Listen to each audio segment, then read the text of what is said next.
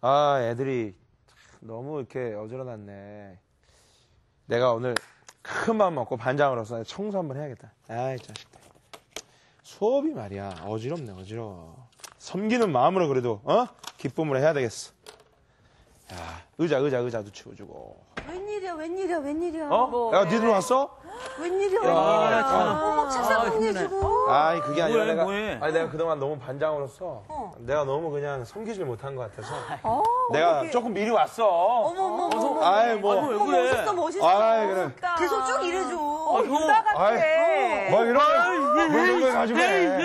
뭐 이런 거 가지고 그래. 앞으로 감동받을 일 많을 거야. 자, 수업해야지.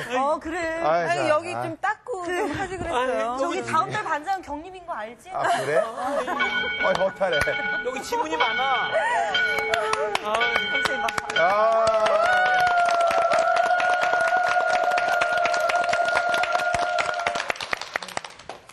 뭐 이렇게 밖에서 돌아오면서 보니까 뭐 시끌벅적하던데. 태클가요. 달라졌어요. 어떻게? 먼저 와가지고요. 책상 정리를 하고 교실을 정리하고 있잖아요. 아, 그랬어요? 눈물 날 것 같았어. 아니, 사실 반장으로서 너무 그냥 섬기질 못해서 성수학당 이제 조금 했다고 철이 들었나 봅니다. 정리를 잠깐 해줬는데 거의 상훈이는 울고 난리가 났네요. 아유, 난 형 여기서 밥만 더 사줘도 좋은데. 근데 원래 그런 사람이었어요. 아유, 감사합니다. 정말. 유다 같아요. 유다 같은. 근데 이상하다. 왜 볼펜이 거기 2개 다가 있지? 내 볼펜인데. 갑자기 우리가 없어진 거 없어? 지난 시간에 이어서 네. 유다의 그 감동적인 웅변.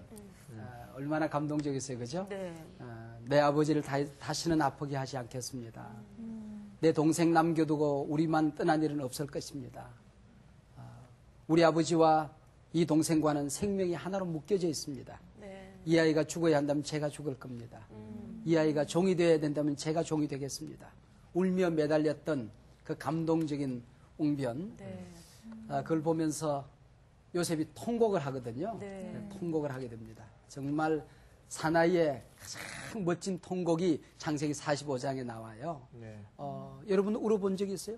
경님이 울어본 적 있어요? 그럼요. 최근에? 최근에요? 최근에.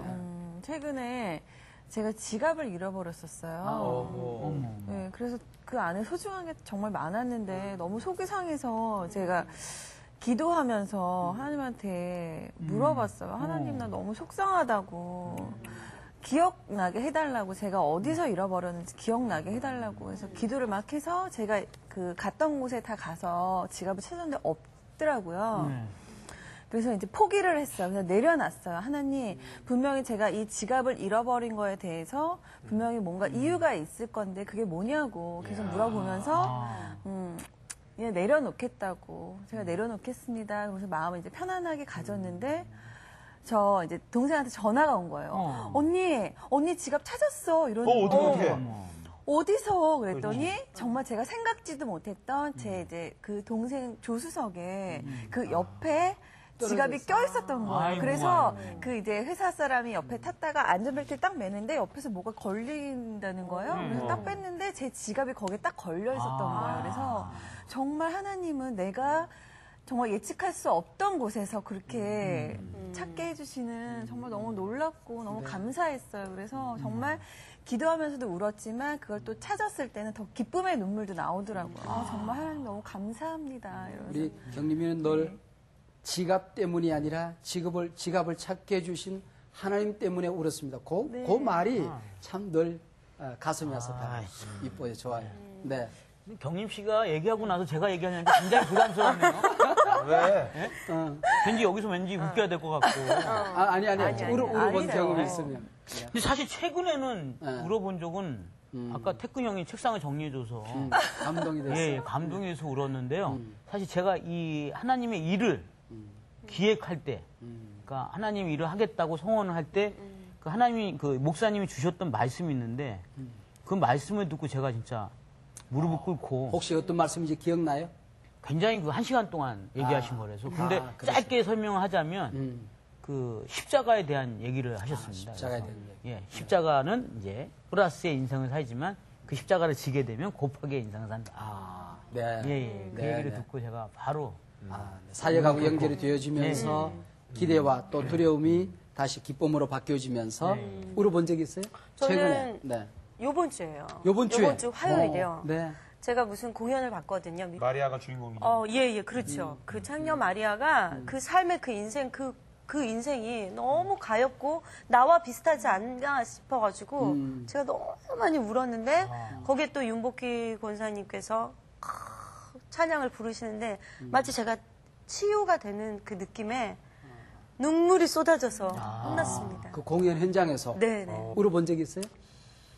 저 생각보다 생긴 거에 비해서 많이 웁니다.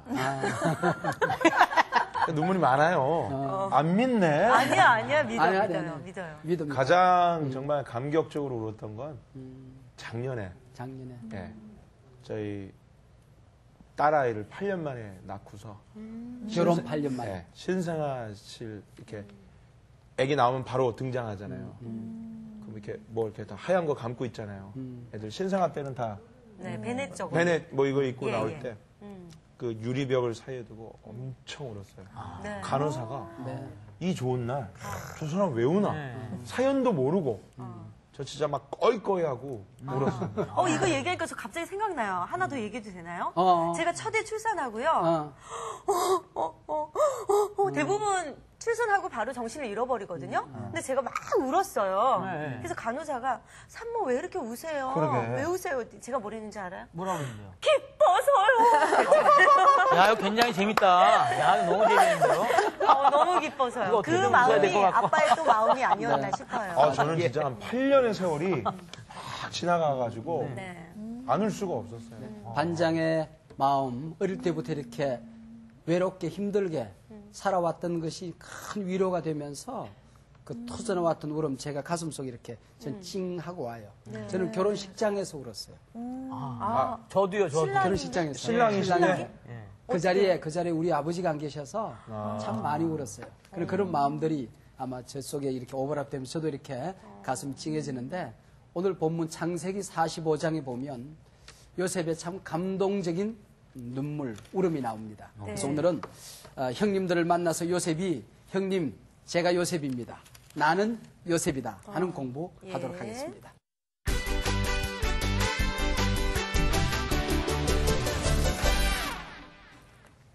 그 유다의 기도는 유다의 그 중보 기도는 연불 같은 그런 타성적인 기도가 아니었어요. 그죠? 습관적인 기도가 아니었어요. 손해보지 않겠다고 하는 뭔가를 얻어 챙기겠다고 하는 그런 기도가 아니었어요. 가끔은 보면 교인들이 진짜 은혜 받고 나면 헌신하고 희생하고 하나님께 드려야 되기 때문에 은혜 받을까 싶어서 굉장히 두려워하는 교인들이 가끔 있어요.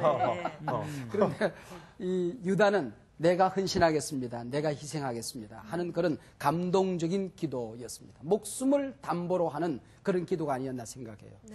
요즘 현대인들의 기도가 오늘 요즘 교인들의 기도가 가끔은 힘을 잃어버리는 이유는 이런 생명을 건 기도. 네. 정말 하나님 앞에서 자기를 집어 던질 수 있는 기도. 그런 무서운 결단이 있는 기도가 사라졌기 때문이 아닌가 그런 생각을 하게 됩니다. 유다의 이 강청으로 창세기 45장 신구약 성경 가운데 가장 감동적인 장면이 펼쳐지게 되는 것입니다. 자, 12형제가 만나게 되는 것이죠. 지난 시간에 우리 경림이가 질문했던 그 질문이 있어요. 그죠? 네. 그렇죠. 먼저 우리 저도 잠깐 생각해 보았는데 지금까지 우리가 알고 있는 유다는 어떤 사람이었는가? 다른 형제와 별 다를 바 없는 양측이 촌부였다는 것입니다.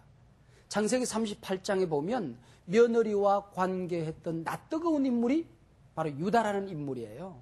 그런데 창세기 38장, 9장, 40장, 41장, 42장, 43장을 거쳐 44장에 가서 보면 별 사건도 없이 별 설명도 없이 문득 베냐민과의 관계 속에서 이 유다를 우리 앞에 등장시킵니다. 네.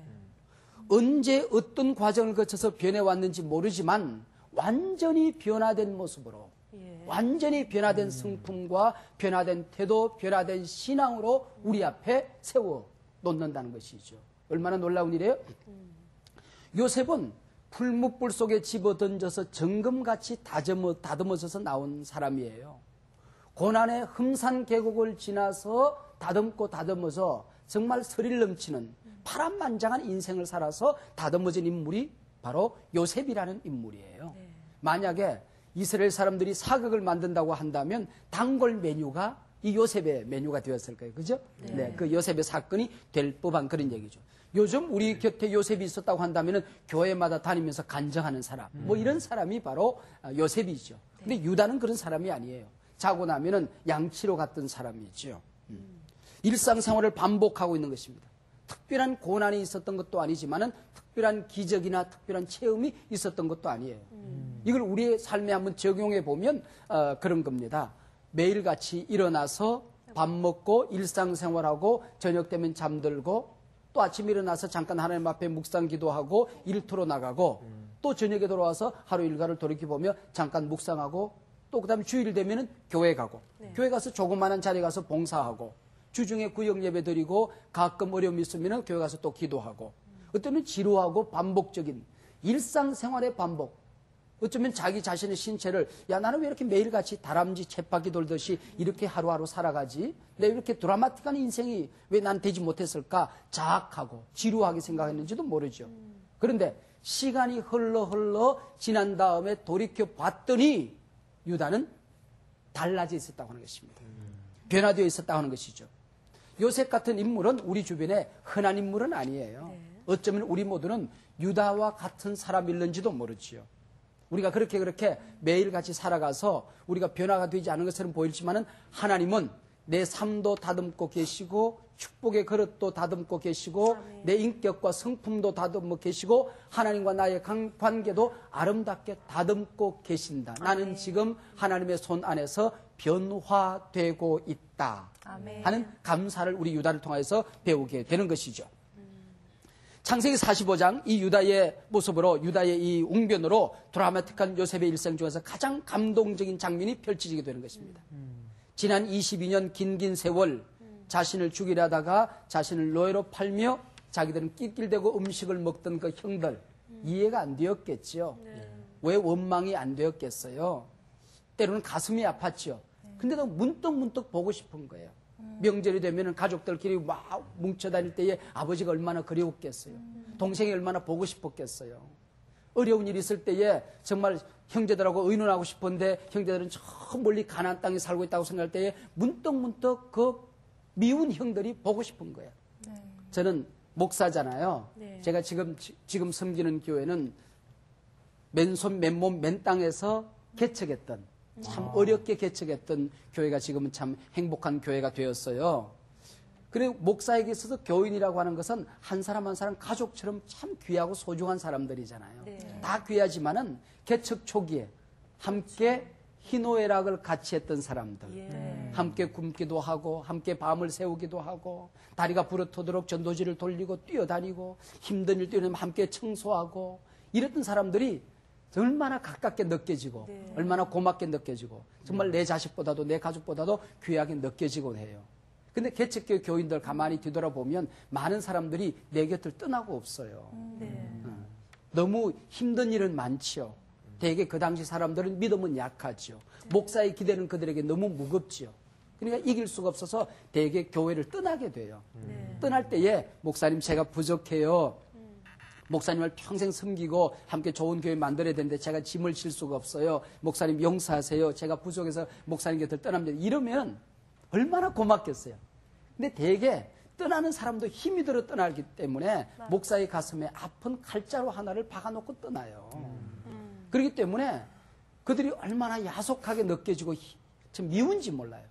그런데 미웃기만 하는 것이 아니라 문득 그 집의 아이가 유아세례 받던 그 모습, 함께 고생했던 이야기들, 함께 힘들었던 일을 감당했던 그런 생각들을 하면은 미운 것만큼 울컥울컥 보고 싶어요. 어떤 데 한 번은 저만큼 고아원에 하는 거 있죠. 그 운동장, 그 조그마한 우리 교회 옆에 그 놀이터가 있었어요. 그 놀이터에서 아이들이 노는데 그 아이가 내가 유아세례 준 아이가 막 노는 거야. 그래서 그 아이 부르면서 아무개야 하고 달려가 봤더니 아니에요. 내가 너무 보고 싶어서 다른 아이를 그 아이로 본 거예요. 이게 아마 요셉의 마음이 아닌가 싶어요. 저는 개척 초기에 떠난 교인들 생각 많이 울었거든요. 막 그런 마음이 같아. 미운 만큼 보고 싶고 보고 싶은 만큼 미운 여러분 그 말 이해가 되시죠? 그런 아마 심정이 요셉이 아니었나 생각이 되어져요. 유다의 말을 듣는 동안에 아버지가 그렇게 보고 싶은 거야. 채색 옷을 지어주던 그 아버지. 네. 동생, 어린 동생, 그 베냐민. 자기가 지금 어머니처럼 지금 젖을 먹이고 우유를 먹이고 뭐 그랬을 거예요. 그죠? 어머니는 죽었죠. 이 아이 나타가. 그래서 이 요셉에게 있어 베냐민은 이거는 동생 이상의 존재잖아요. 네. 베냐민이 얼마나 보고 그 앞에 베냐민이 와 있어요. 베냐민아 내가 요셉이야 네 형이야 하고 왈칵 안기서 함께 울고 싶지 않았겠어요? 네. 그 다음에 형들에게 전부 자기 변해준 모습, 형들 한 사람 한 사람이 다 변해진 모습을 볼 때에 베냐민을 혼자 남겨두고 주랭랑을 쳤다라고 한다면 문제는 달라졌겠죠. 모든 형제들이 다 앞장서서 앞다투어서 자기들이 종이 되겠다고 나설 때에 변해준 형들의 모습이 얼마나 고맙겠냐 그 얘기죠. 네. 그래서 창세기 45장 문이 착 열려지면 2절 요셉이 큰 소리로 울어 그랬어요. 요셉이 큰 소리로 울어. 지난 번역인 개역 번역에 보면은 요셉이 방성되고 가니 그랬어요. 요셉은 희노애락이 분명한 사람이었던 것 같아요. 그런 점에서 요셉은 성품이 건강한, 영성이 건강한 사람이 아니었나 하는 생각이 드는 거죠. 위험 있는 애굽의 총리 앞에 모든 형제, 모든 가족의 생명을 맡겨놓고 베냐민을 살려달라 애걸 하던 형제들. 갑자기 애굽의 총리가 왈칵 울음을 터뜨리더니 주변에 있는 애굽 사람들을 향하여 너희들은 나오라 소리를 질러요. 네. 그러면서 형님들 제가 요셉입니다 하고 모자를 벗어 던졌을 때에 얼마나 놀랐을까요? 얼마나 지금 어마어마한 지금 장면이잖아요. 예. 내가 요셉입니다. 제가 형님들 제가 요셉입니다. 그러면서 4절에 보니까 내게로 가까이 오소서 그래요. 그게 무슨 얘기냐면은 안아보자고. 안아보자고. 안아보자고도 있지만은 예. 가까이 오라는 얘기는 멀리 갔다는 얘기 아니에요. 그러니까 내가 요셉입니다. 그랬을 때 예. 어찌 이런 일이 이런 거예요. 어찌 세상이 간다. 어째 이런 일이 어째 이리 그러면서 전부 뒤로 다 뭐 다리에 걸려 넘어지는 놈 저쪽 가다 배에 가서 꾹 넘어져서 내 뒤로 쓰러져 가면 눈이 둥그레져 있는 놈 그러니까 형님도 일어나서 다 이리 오십시오. 가까이 오십시오. 그 얘기예요. 그래서 3절에 보니까 내가 요셉입니다라고 했을 때 그 형들이 놀라서 그렇게 3절에 쓰고 있어요. 네. 이 놀라서란 말은 surprising 했다는 게 아니에요. 깜짝 놀랐다. 어머나 이런 얘기가 아니에요. 영어 성경에 보니까 terrified. 뉴욕의 그 고층 빌딩에 테러가 생겨서 갑자기 비행기가 빌딩 안으로 파고 들어가고 빌딩이 무너지면서 아수라장이 되고 사람들의 비명이 막 터져나오고 피 흘린 사람이 소리 지르고 나오는 바로 테러를 당했을 때의 경악하는 그 상황.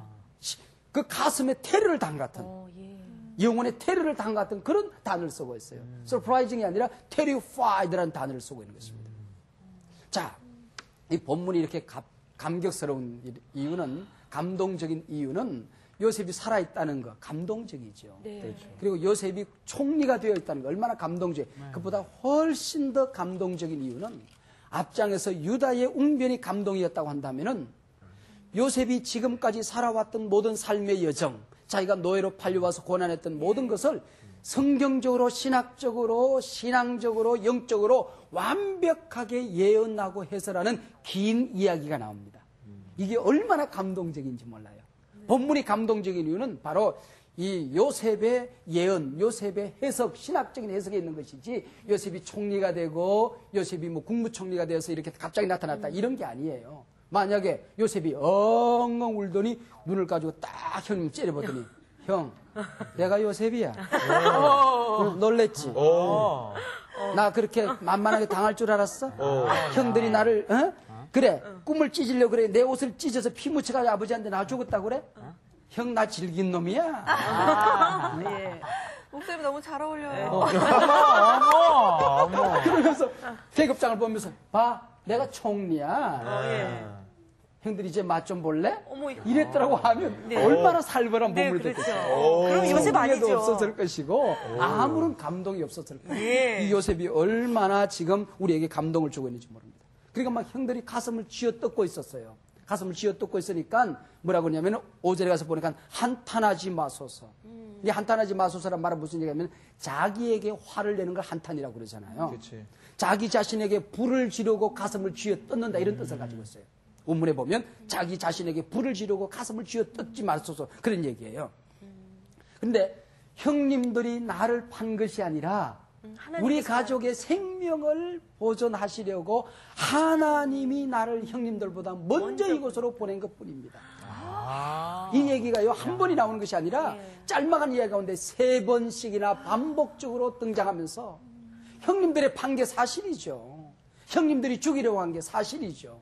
그런데 형님들이 나를 죽이려고 한 것도 아니고 형님들이 나를 판 것도 아니고 우리 가족의 생명을 보존하시려고 하나님께서 나를 형님들보다 먼저 이곳으로 보낸 것뿐입니다. 하나님이 하셨습니다. 한 얘기를 반복적으로 3번씩이나 하고 있는 것입니다.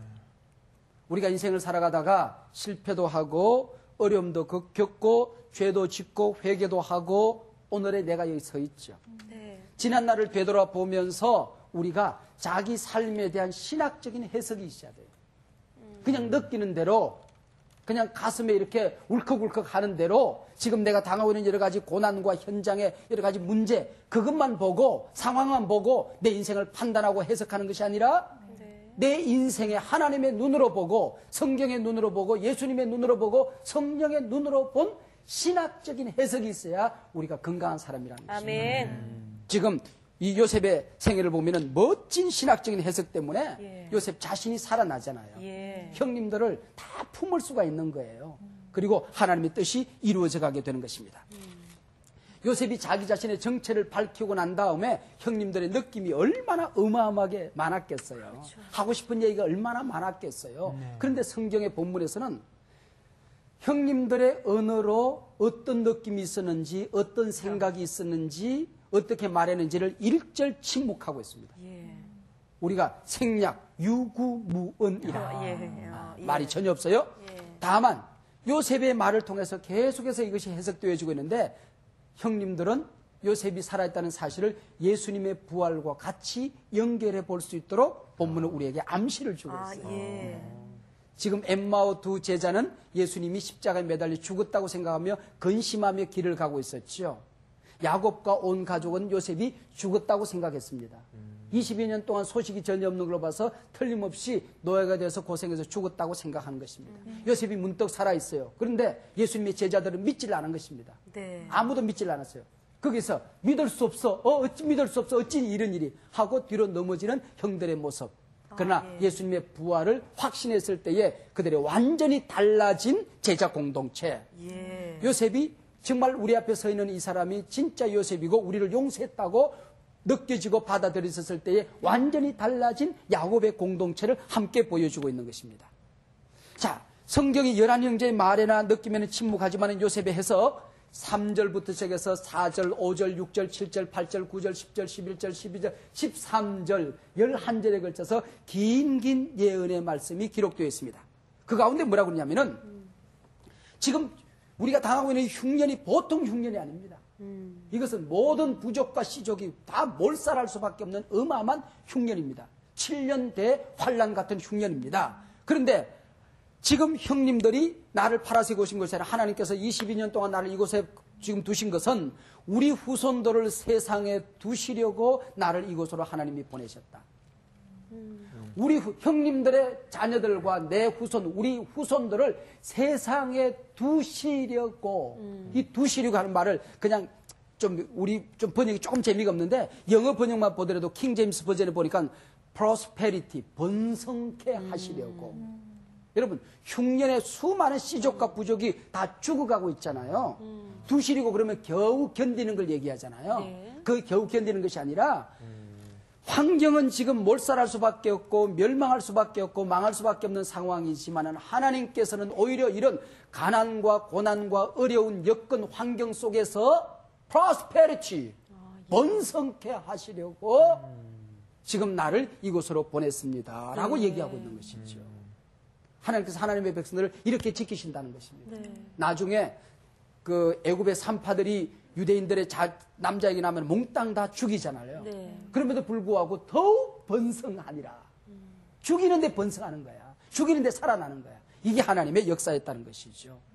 하나님의 섭리의 손길 가운데서는 하나님의 자녀들은 보호를 받는다는 생각이 성경에 창세기 1장 1절부터 요한계시록 마지막 장 마지막 절까지 하나님이 하나님의 백성을 얼마나 섬세하게 돌보시고 보호하신다는 약속의 말씀이 얼마나 많이 나와요. 네. 그 가운데 누가복음에 보면은 참새 한 마리도 그냥 팔려가지 않는다. 머리 빗다가 떨어지는 머리털 하늘도 하나님은 세고 계신다는 말이 있어요. 거기 보면 참 재밌는 성경 기록을 하고 있는데 마태복음에 보면은 한 아사리온을 주면은 참새 2마리 준다 그랬어요. 근데 누가복음에 보면은 2 아사리온 주면은 참새 5마리 준다 그랬어요. 요것도 하나님이 지키신다. 요게 무슨 얘기냐면 누가복음은 가난한 자, 약자의 복음이에요. 그래서 여인들의 이야기, 노인들의 이야기, 어린아이 얘기, 가난한 자들의 얘기가 많이 기록되어 있어요. 그래서 똑같은 물품이라도 백화점의 물품과 시장바닥의 물품이 값이 다르잖아요. 네. 백화점에 가면 한 아사리온 주면, 아사리온 말은 가장 작은 화폐 단위예요. 한 아사리온 주면 참새 2마리 줘요. 네. 2 아사리온 주면 얼마 줘요? 참새? 4마리 줘야 돼. 4마리 줘야 돼. 그런데 생각해 보세요. 시장 바닥에서는 한 아사리온 주면 참새 2마리 줘요. 근데 2 아사리온 주면은 4마리 주고 1마리 더 줘. 요걸 뭐라고 그래요? 덤으로 그래. 덤이라죠. 바로 덤으로 끼워 팔리는 참새 1마리도 하나님께서는 거저 팔리게 하지 않는다는 것입니다. 아멘. 그것까지 하나님이 계획하신다는 것입니다. 이렇게 하나님께서 섬세하게 돌보시는데 하나님의 자녀들이 너희들을 하나님이 돌보지 않겠냐 그 아멘. 얘기예요. 그것도 못 믿으니까 하나님께서는 머리털까지 세신다 그렇게 얘기했어요. 예. 하나님 천지 우주 만물을 창조하시고 할 일이 없으니까 야 너 이리 와 너 머리털 한번 세보자야. 이런 게 아니라는 말입니다.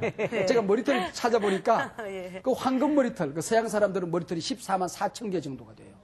그다음에 동양 사람들 까만 머리털은 12만 개 정도가 돼요. 12만 정도. 그다음에 빨간 머리, 흰 머리로 사는 사람이 이 사람들은 머리가 상당히 굵어요. 그래서 9만 개 정도 돼요. 9만 개 정도. 9만 개 정도. 그래서 제가 대략 저는 좀 머리가 좀 빠져서 한 7만 개 정도 되지 않겠나 그런 생각을 하는데 이 머리털, 하나님께서 왜 머리털을 세신다고 얘기했냐면은 제가 아침에 손톱을 갖고 왔는데 손톱 깎을 때 그냥 안 깎거든요. 신문지 쫙 펼쳐놓고 혹시 하나로라도 바꿔도 튀면 안 되니까 조심스럽게 깎아요. 네. 요걸 갈 때도 그냥 갈지 않아요. 전부 다 그 종이 위에 아주 이쁘게 갈아서 다 모아서 종이채 하나로 떨어지면 안 되니까 갖다 버려. 근데 머리털은요. 머리 밑다가 여기 양복이 떨어져도 툴툴 이러면 끝나지 이거 세지 않잖아요.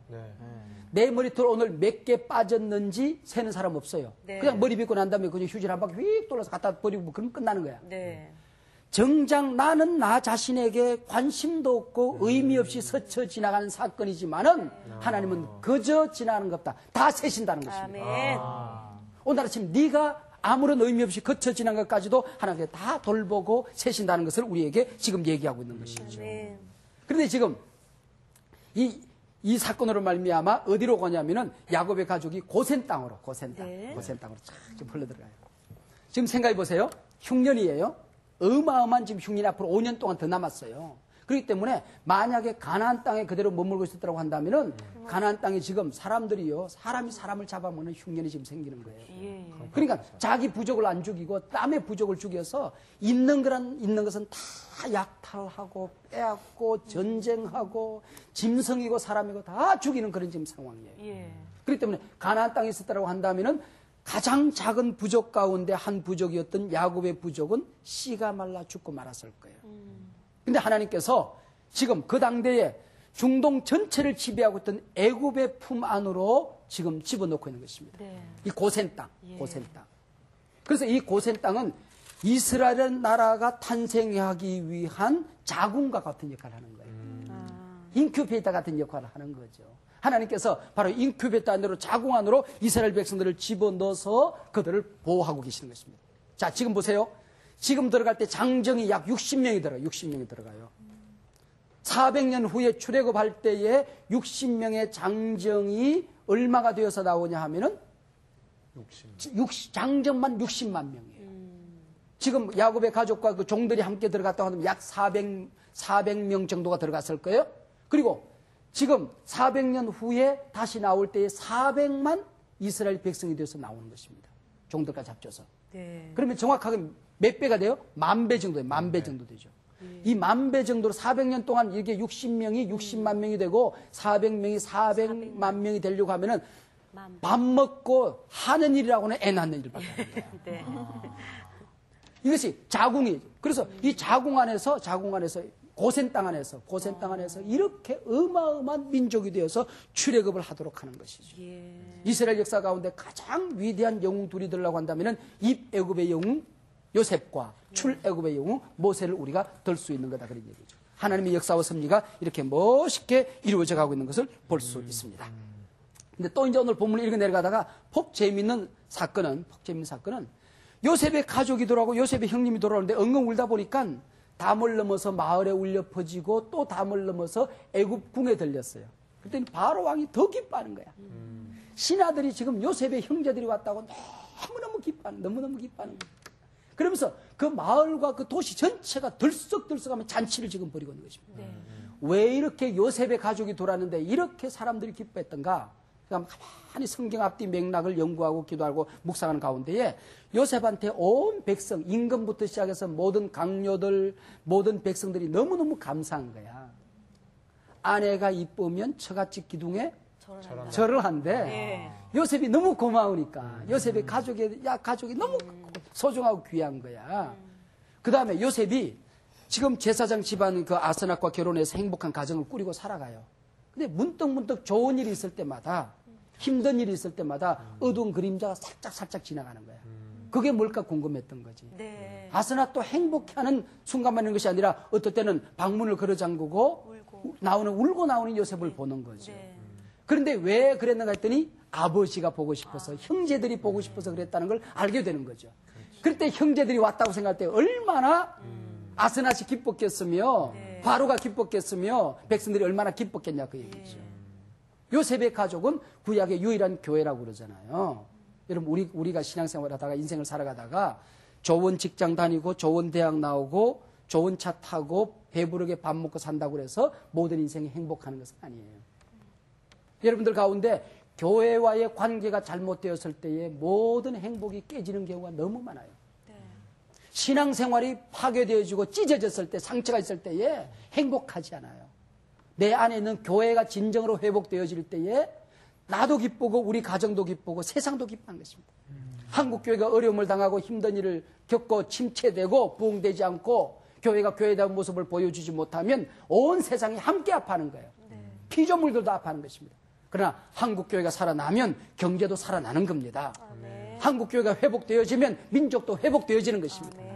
지금 요셉의 교회가 회복되어지고 야곱의 교회가 회복되어질 때에 오히려 이방인들 바로와 온 애굽 백성들이 기뻐하는 것을 볼 수 있다는 것이죠. 이게 지금 오늘 본문에 보면 그렇게 기뻐할 수가 없어요. 얼마나 그들이 기뻐하는지 모릅니다. 자, 우리 마지막 절을 좀 읽고 오늘 여러분 함께 토의할 게 오늘 많아서 좀 함께 얘기하도록 하죠. 자, 마지막 절 28절 같이 읽겠습니다. 시작. 이스라엘이 이르되 조카도다. 내 아들 요셉이 지금까지 살아있으니 내가 죽기 전에 가서 그를 보리라 하니라. 그랬습니다. 여기 조카도다 하는 얘기는 지금까지 족하지 않았다는 얘기거든요. 그렇죠. 족하지 않았다는 얘기죠. 무슨 얘기냐면은 하나님에 대해서 큰 불평이 있었다는 겁니다. 하필이면 하나님께서 왜 요셉을 빼앗아 가셔? 지금 라헬을 뺏어 가시더니 또 요셉까지 빼앗아 가면 나는 어떻게 살라고? 하나님 너무 잔인한 분 아니에요? 내가 이렇게 사랑하는 것, 내가 이렇게 아끼는 것, 내게 가장 귀중한 것 다 빼앗아 가시고 날 보고 어떻게 살라고? 하나님 앞에 불평 원망하며 살았다는 거죠. 근데 요셉이 살아있다는 겁니다. 그가 총리가 되었다는 겁니다. 온 나라를 다스린다는 겁니다. 요셉 때문에 지금 우리가 전부 다 살게 생겼다는 겁니다. 멸망하지 않고. 그때 조카도다니. 하하, 하나님께서 요셉을 빼앗아 가신 게 아니었구나. 하나님께서 요셉을 잠시 맡으셔서 다듬어 주셨구나. 보석처럼 만들어 주셨구나. 귀하게 만들어 주셨구나. 요셉을 크게 만들어서 우리 가문을, 우리 백성들을 다 살리시는구나. 조카도다. 우리가 예수님을 믿다가 빼앗기는 것들이 있잖아요. 어떨 때는 취미도 빼앗기고 재산도 빼앗길 때가 있고 시간도 빼앗기고 몸도 빼앗길 때가 있어요. 하루 종일 교회 섬기거나 몸이 녹초가 되어서 집에 들어올 때가 있어요. 몸도 빼앗겼다고 생각할 수 있어요. 그러나 하나님께서는 그것을 빼앗아 가신 것이 아니라 하나님께서 지금 나를 다듬고 계시는 것입니다. 나를 축복하고 계시는 것입니다. 우리가 이 세상 살아가다가 하나님 앞에서 하나님 기도하다가 하나님으로부터 뭘 받아요. 그것은 이 세상에서는 간정거리가 되고 감사거리가 되지만 하나님 앞에 섰을 때는 빼앗긴 것들만 하나님 앞에서 남아있을 거예요. 빼앗겼던 것. 하나님 빼앗아 가시는 분이 아니에요. 하나님은 받으셔서 맡으셔서 더 좋은 것으로 주시는 분이에요. 좋은 분이라는 것입니다. 오늘 본문을 좀 이렇게 짤막한 시간 속에서 덤성덤성 성경을 좀 해석하는 데에 좀 받아들이는 데 시간을 좀 보내서 오늘은 또 우리가 질문할 때에 느낌이나 주제적인 질문도 굉장히 중요해요. 그렇지만 오늘 성경 본문에 해석하고 넘어가야 될 분이 너무 많기 때문에 혹시 여러분들이 공부하시다가 성경 본문이나 퀴즈 같은 것들 가운데 좀 해석이 안 되는 분, 좀 성경 자체를 좀 해석해야만이 메시지를 더 받을 수 있으니까 오늘 그런 질문을 좀 찾아내 주시면 함께 좀 도움이 될 것 같아요. 그죠? 선생님, 20절에요. 20절에 너희의 기구를 아끼지 말라.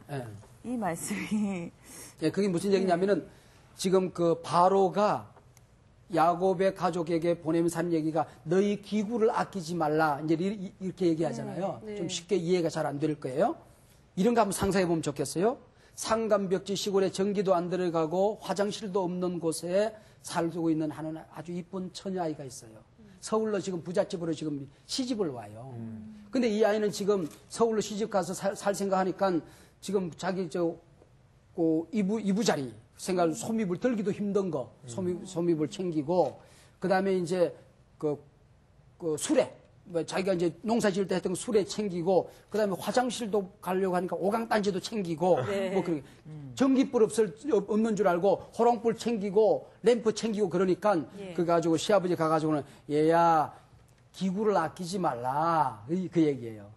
왜 우리 집에 가면은 다 수세식 화장실 다 있고 네가 호롱불 챙기지 않아도 전기불 다 있고 네가 수레 챙기지 않아도 자가용 빵빵 있으니까 에이, 아가야 몸만 와라. 몸만 와라 기구를 아끼지 말아라 그 얘기거든요. 바로왕이 그 다 있다는 야곱의 가족에게 배려하는 그런 말이었네요. 여기 네가 오기만 하면 몸만 오면 다 좋은 것 좋은 것 왕창 좋은 거 다 준비해 두는데 걱정하지 말고 몸만 오라 그 기구를 아끼지 말라 이해가 되시죠? 이해가 되시죠? 아니, 목사님 그러면 먼저 상훈이부터 이 저기 뭐야 어차피 요셉의 식구들이 다시 들어올 텐데 그 21절이나 뭐 22절 보면 이렇게 선물을 막 줬단 말이죠. 선물을 주죠. 왜 다시 들어올 텐데 왜 선물을 줬을까요? 네, 그러니까 잠시 동안 그 머물 것보다 훨씬 더 많은 선물을 주었어요. 여러 가지 이유가 있을 수 있어요.